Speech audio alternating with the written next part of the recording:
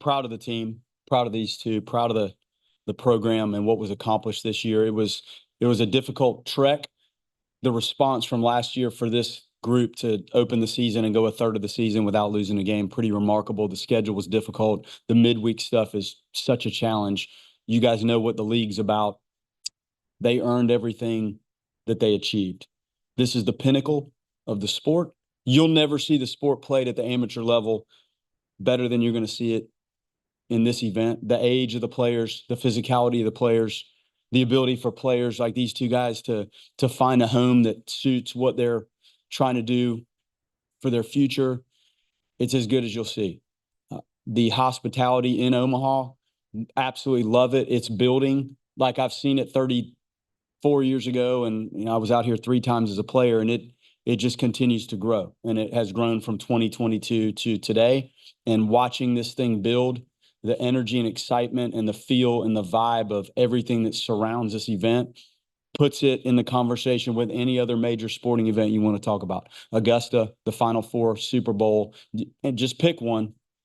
This matches it. This weekend is awesome, and it's because of the community. It's because of guys like these two that have elevated the sport. It's because of the coverage that you guys provide that has made this a global event, and the college game's never been in a better position. How's that? It's great. Thank you, Coach. Appreciate it. Now we'll open questions for the players. First one right here. Mark Garland, College Baseball Central. Daniel and Alex, you guys just finished up your first practice on that field. Tell me a little bit about the field, how you guys felt going out there, and then also how you keep it baseball when you're here. The field's in great condition. The grass is a little bit different than Florida grass, but it plays a little slower. Maybe they'll cut it tomorrow, but we'll see. It's been great. The field's pretty big, but nothing that we can't handle. Like he said, the outfield's very different, like dimensions than our home park. Right field's a lot deeper. We don't have the high fence, so we'll just be able to adjust to it and play our best ball. Sam McEwen from the Omaha World Herald. Hey guys, I'll ask this to both of the players. What maybe is the biggest difference or two differences between last year's team and this year's team in terms of the struggles you guys had last year and the success that you've had this year? We weren't a part of last year's team, but hearing what went on last year, we definitely wanted to come in and make a difference and help this team win and build a winning culture again and get back on track and back to the promised land in Omaha. And that's exactly what we did. Like he said, we were not here last year, but we know like our team, we're just one big family. That's all we are, one big family, and we just go out and we just play like we all are a family and just have fun while we're doing it. Sure. Yep. For the players, I think Kurt Weiler with the Osceola. I think I talked to Cam Leiter last summer, pretty soon after he committed, and he pretty candidly said he wanted to come here to get Florida State to a College World Series. I guess how much was that a selling point for you, and how quickly did you realize you thought this team could do that? Yeah, I mean, I saw what Coach Jarrett was building over here at FSU, and I wanted to be a part of it. And he brought in some really great guys to get us back here, and he did a really great job helping blend this team together and help us create that team chemistry. And we created a really great family chemistry, like Alex said. And yeah, we built that winning culture back at FSU, and we're here to stay, and we're here to win. Jake McKeever, College Baseball Central. Daniel and Alex, you were the first of 8 teams to punch your ticket here. Was there kind of anything that you could scout on that y'all got to kind of sit back and go, okay, we can play these teams?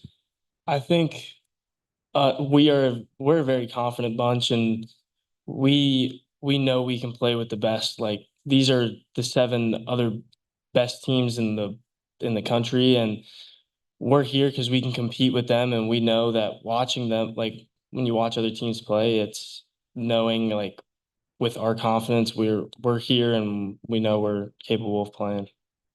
Yeah, like Alex said, we are a very confident bunch. We feel as if we carry ourselves and feel as if we're the best in the country, and we know that we can beat anyone if we play our brand of baseball.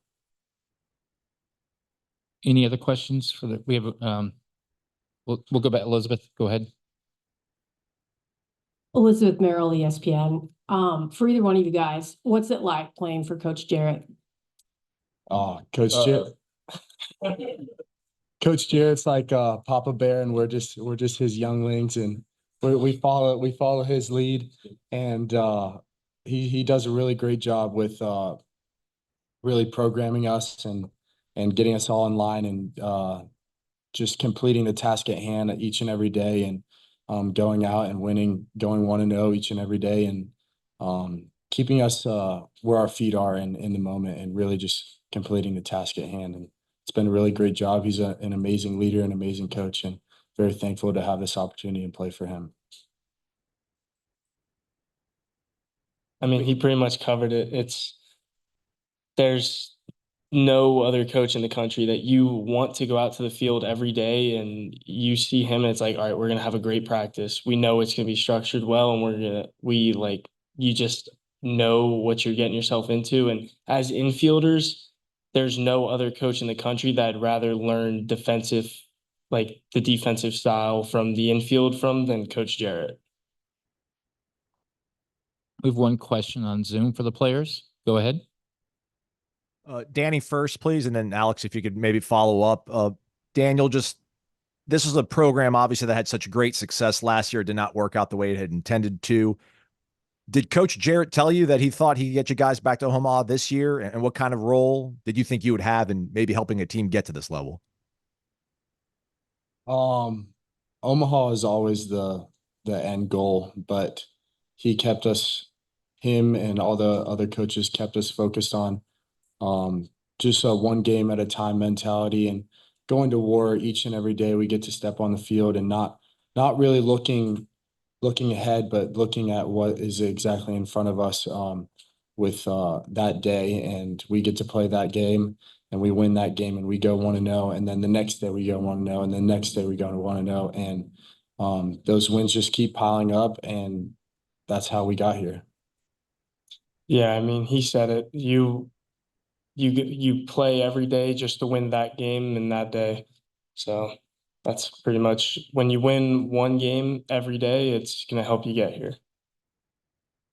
Gentlemen, thank you very much. Wish you the best of luck next coming. Coach, you get to stay. Thank you, Sorry. guys. Just stay.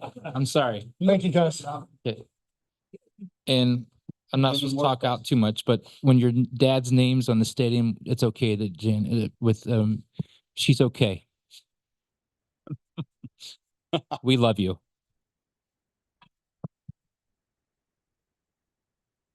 We'll now open the questions for Coach. The first question, we'll go one here, there, and there. Coach Mark Garland, College Baseball Central. Does your personal experience being here as a player and a coach kind of help you set up with your staff and your players and get them ready to be here for the whole week? 100%. How you feel as a player, I've got that. How you feel as a coach in it, I've got that. How you feel as a parent here, I actually have that too, like the 2021 deal. So yes, and I try to go into that reserve and pull out what information I think really helps them, helps the coaches, and actually helps the parents. Like I wanted the parents to have the timeline of what we're doing, because you've waited your whole parental life to get to a moment where you can be here.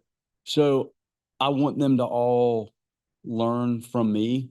And I feel like my responsibility is to create the most seamless path for them to get to Friday when we start the actual game. So that's what I try to do. And I do. I look at it from every possible angle, and there's very few. I'm fortunate to have seen it from all of those angles. Here.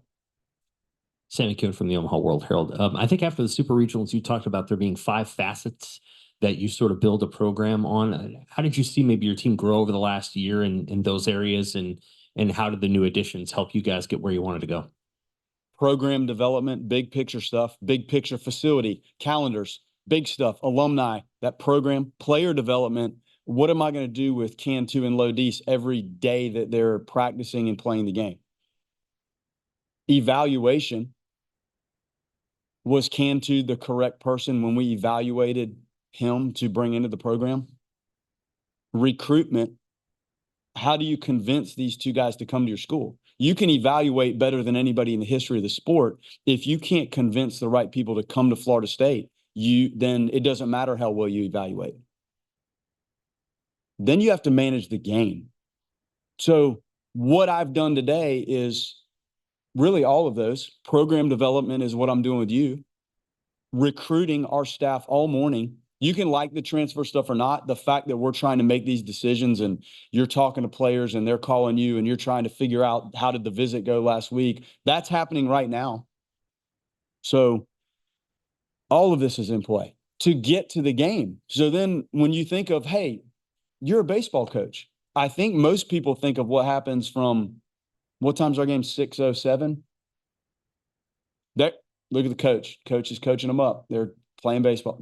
So when you start in this industry, you really don't know that those 5 things are equally critical. If you're good at all 5, you have a chance to be in this room. If you're good at 4, it's up for grabs whether you'll make it. If you're good at 2 or 3, probably not here. So I tried to dive in. I've been a lot of places. I try to dive in when you get somewhere. What do you have to attack and fix in each one of those areas to try to get it right? So those are the 5. And in this day and age, to add 26 players, I think we added. That was I saw a little graph today of the players, but the combination of some of the junior college players that are clearly older, these guys that are a little older and more experienced, to be able to throw that in the pot with the guys that were back with us that had some grooming from last year and galvanized a little bit. I mean, those are the 5 things all in play. Ryan Shumpert, Rocky Top Insider. How does this Tennessee offense this season compare to the one you faced in 2022? It's probably not far off, is it? It's not. Damaging, threatening, physical, intense, balanced. Just pick whatever you want, man. I mean, I know what we're walking into, and I know what we walked into in 2022.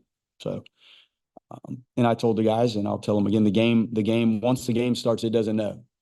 So our stats, their stats, the game doesn't know what's supposed to happen. You have to go manage and take charge of the game, and there'll be opportunities for that game to go one way or another. Either you're bringing your A stuff in the A moment or you're not. And the pendulum, it'll go one way or another.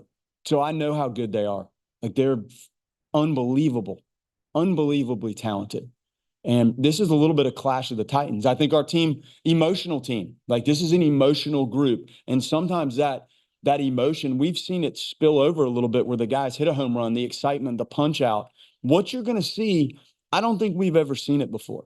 And this Clash of the Titans, it's going to be exciting. Like, people are looking forward to this. Our guys are looking forward to it. I know the Tennessee crowd is thrilled. I've seen how passionate they are. I think we have the best fans in the world. The pitch by pitch engagement, man, this is top of the food chain stuff. Right down here. Next 2 questions.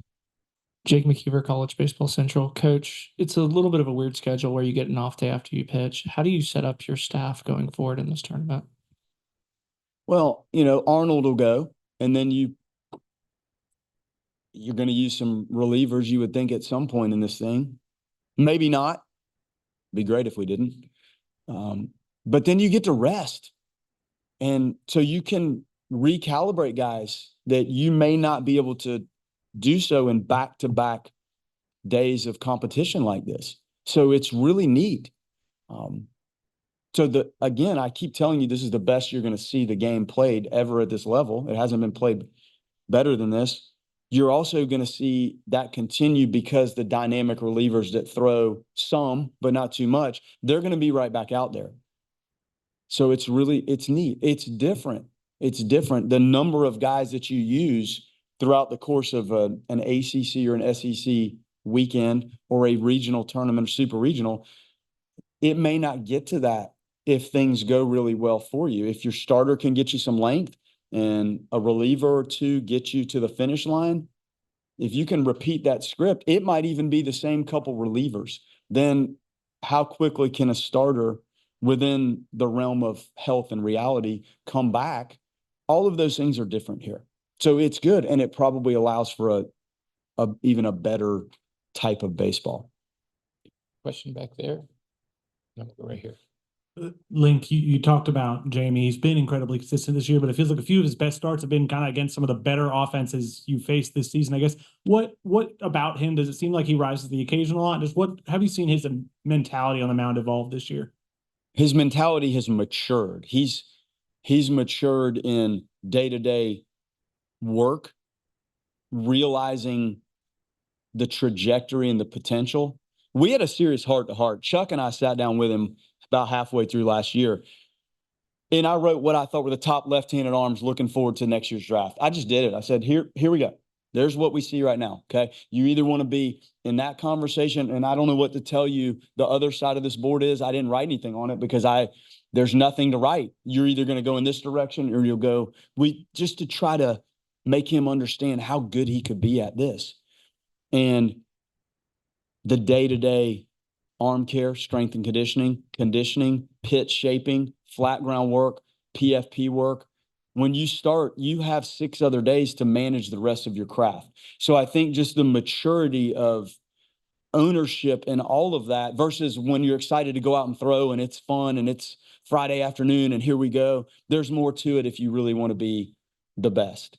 So, and 18-year-olds kids don't really know all that yet. That's what they need us for, to push them. And you have the support with Phil, the trainer, and Jamie, the strength coach. Micah does a great job pitching management, day-to-day stuff. So use those resources, but the individual still has to own it and attack it and do it every single day with some intent and some energy. And he's done it. So then when he walks out there, you're starting to see a more physical kid, a more confident kid, a more determined kid.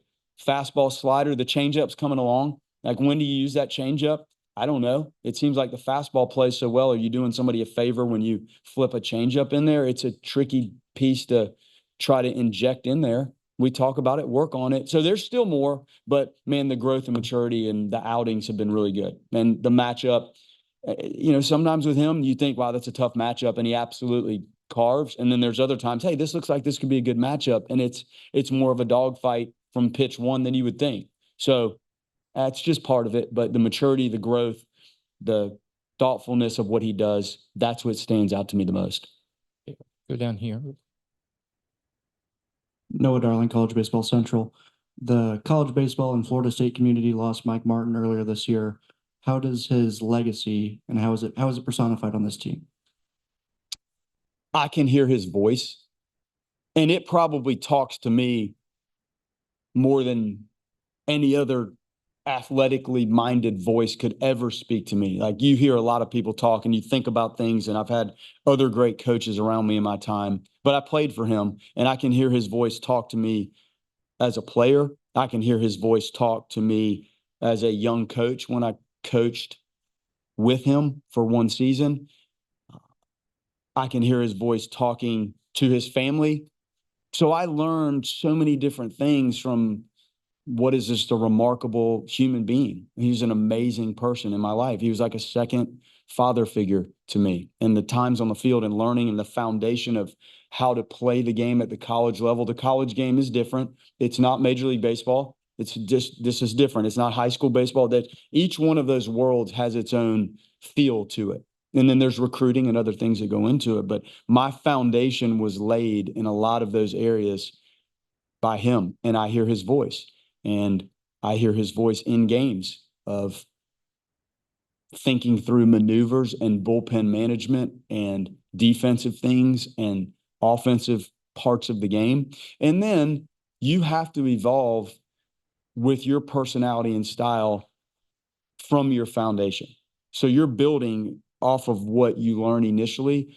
And then I'm different than, there's only one of him. There's only one. And I'm very fortunate to have been around him a lot. And I got to spend some time with him in some days where the decline was rapid. And I'm very fortunate that I did that. I can hear his voice in every different walk of my being, and it's an important voice.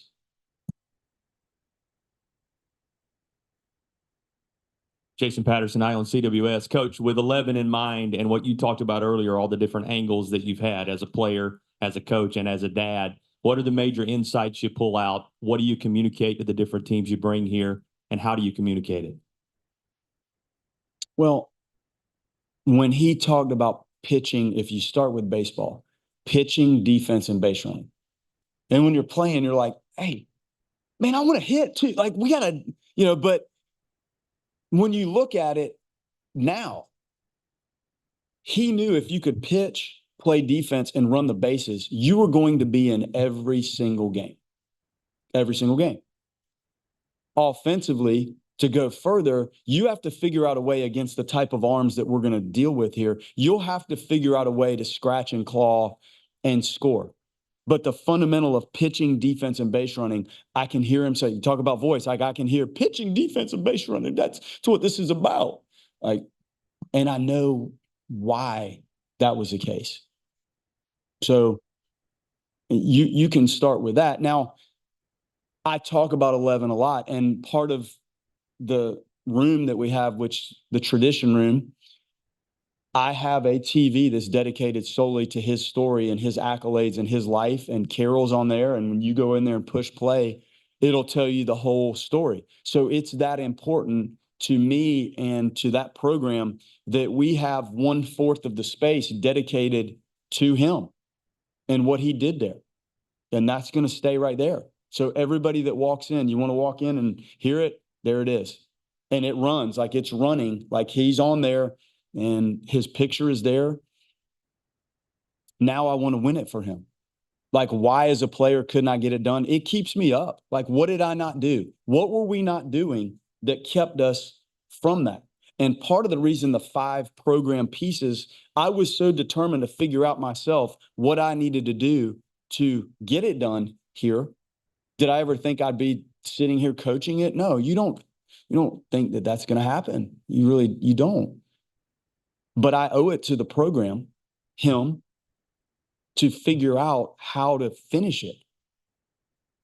So that's the messaging. Our guys were thrilled. Like, we're sitting there in the room, and I told them, when we walk out of this room and you get on that plane, there's 400 people standing along sides of the bus. You're going to walk through that, and this will never be the same. It's never. So when we get up and leave, like, you're going to feel differently the moment you open that locker room door and off you go, and here it starts. But in that corner, in the cabinet trophy case there's something missing. So I'm not happy to walk out through the people. That probably doesn't come off right. I'm happy to walk through to come where we are trying to take that bus and that plane, but I'm not happy with the result that I've had. So what do we do when we walk out of that room to enjoy those moments, but try to make sure that the result for us is just a little bit better and gets us that final trophy that is not sitting in that cabinet over there.